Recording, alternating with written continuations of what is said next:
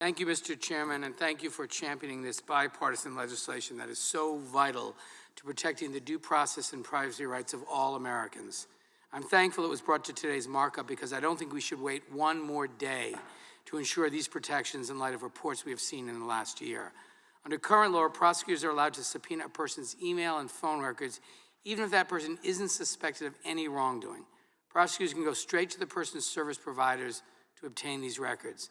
And to make matters worse, the government can send gag orders with these subpoenas that prevent service providers from telling the targets, which can be journalists, government representatives, schools, companies, and countless others, that their information has been given over to the government.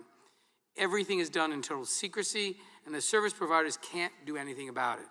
And of course, I'm sure there are situations when such a gag order would be necessary, like in cases where national security could be seriously threatened if someone learned of an investigation, but that's not what we're talking about today.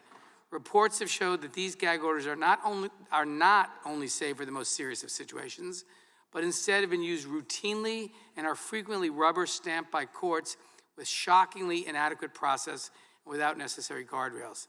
This is not right.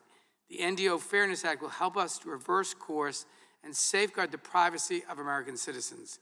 This bill eliminates the rubber stamp process that has governed email and phone records requests for far too long by requiring that prosecutors clearly demonstrate why there is a need to withhold information from the targets of these requested subpoenas.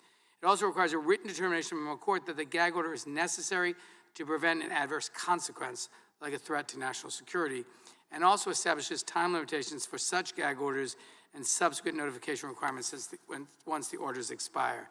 This bill is necessary, and as we've seen from reporting, very long overdue. I'm proud to be a co-sponsor of this legislation and encourage every one of my colleagues on this committee to support it today. And with that, Mr. Chairman, I yield back.